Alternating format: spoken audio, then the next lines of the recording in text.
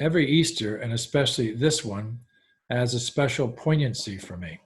It was 5 years ago in this sanctuary that I gathered with you and my family for what was to be my wife's last Easter here on this earth. In all likelihood, this will be my last Easter here in the Congregational Church of Burlington after 19 of them.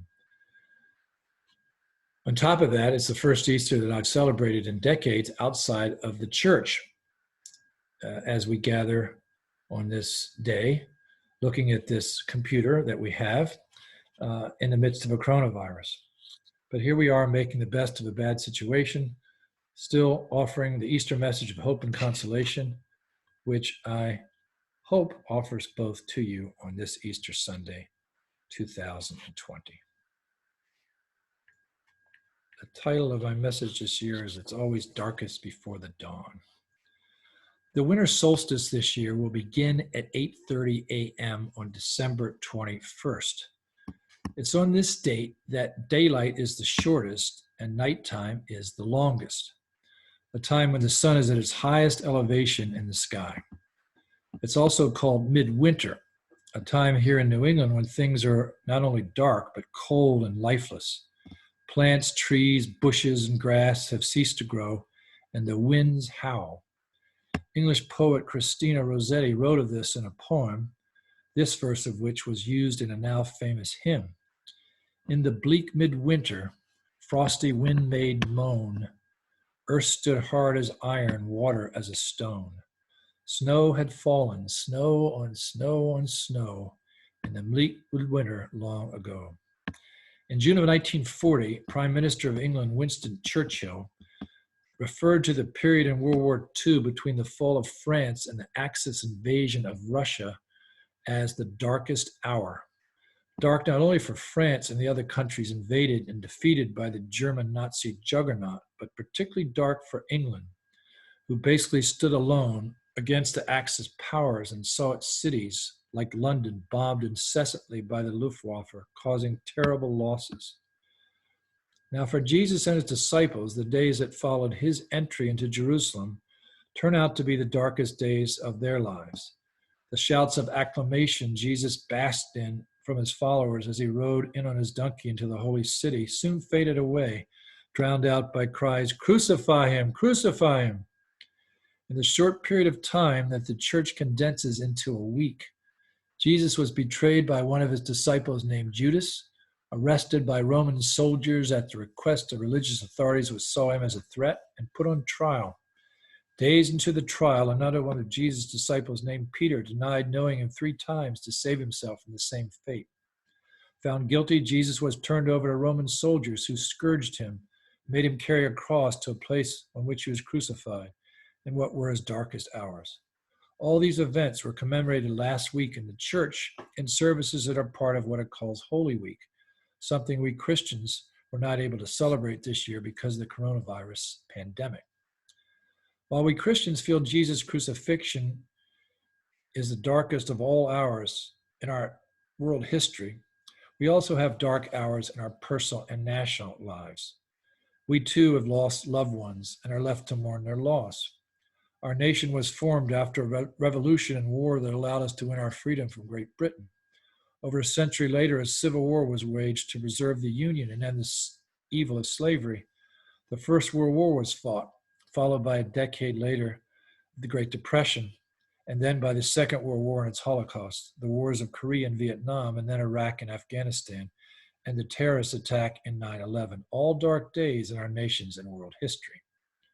Toward the end of World War I, an influenza, which became known as the Spanish flu for the country that first reported it, swept across the countries of the world, including our own, infecting over half of the world's population and killing tens of millions of people.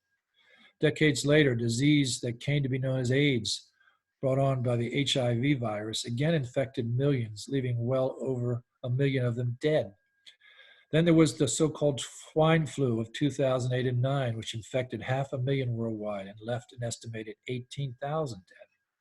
Now we're living with the coronavirus that has become our present day's darkest hour, infecting scores worldwide and leaving many dead. We live in fear, wondering if we or our loved ones will be the next victims. huddled in isolation in our homes and practicing safe hygiene and distancing to hopefully keep us safe and prevent the further spread of the virus. These are the darkest days many of us have ever or will ever know. But friends, take heart, for this is Easter Sunday, a day when the writer of John's Gospel celebrates the belief that the light shines in the darkness and the darkness has not overcome it. It's a day when we affirm that it is always the darkest, just before the dawn, that winter turns to spring, that peace comes after war, that health comes after sickness, that recovery comes after grief, that healing comes after brokenness, and most powerful of all, that life comes after death. This is the day of resurrection, a day when in celebrating God's resurrection of Jesus from the dead, we celebrate the hope of our own. After the darkest day of the year, on December 21st, daylight becomes longer and midwinter turns into spring. Trees bud, flowers bloom, the earth thaws, and birds return north to sing. Leo Tolstoy began his book Resurrection with this description of spring arriving in St. Petersburg, Russia, after its typically long and harsh winter. The grass shone warm. The air was balmy. The grass, where it did not get scraped away, revived and sprung up everywhere, between the paving stones as well as the narrow strips of lawn on the boulevards. The birches, the poplars, and the wild cherry trees were unfolding.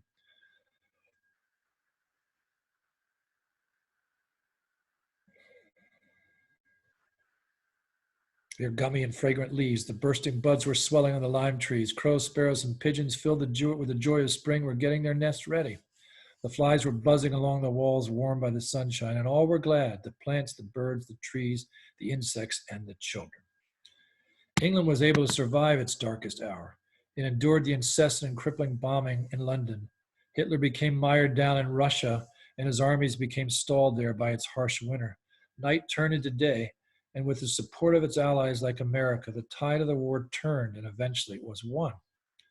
On the Sunday morning after Jesus' crucifixion and burial, darkness of grief descended over his followers, especially Mary Magdalene, who stood by the tomb weeping.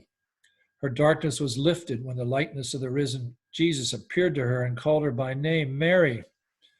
This past Friday, we wept with Mary and Jesus' first followers over his crucifixion. Then he came to us as he came to Mary and said, "Why are you weeping? I'm no longer dead, but alive in resurrected body. Darkness has turned into dawn and winter into spring." The same thing can happen to us in our darkness when we experience them as individuals and as a country. In his book, A Grief Observed, C.S. Lewis recorded the grief he felt over the death of his wife, Joy, in journals. In the first journals, he was immersed in the darkness of acute grief. But in his later ones, that darkness was lifted by the passage of time and the hope of resurrection. The darkness of revolution and war was overcome by the light of our country's formation. The darkness of our civil war and slavery was lifted by the light of the preservation of our union and the abolishment of slavery. The darkness of our wars has been overcome by the liberation of people and the peace that has followed. The world and our country has survived the darkness of AIDS and SARS and the Spanish flu when treatments and prevention were found, and the same will eventually be true of the coronavirus. To many of us, it seems as if we're in our darkest hour, but remember, the darkest hour is just before the dawn, and with the dawn comes not just light, but new life and resurrection. So on this Easter Sunday, we don't give up hope. Remembering the Apostle Paul's instruction not to grieve as others do, have no hope. But since we believe that Jesus died and rose again, even so through him, God will bring with him those who have fallen asleep. We believe that the early morning darkness of Mary's weeping and grief at the tomb was lifted by the presence of the resurrected Jesus, calling her by name. Therefore, we can believe the presence of this same resurrected Jesus will be present to us, addressing us by name and lifting us out of the darkness of our despair into the light of hope. The darkest hour is just before the dawn, and with it, the resurrection. Thanks be to God. Happy Easter.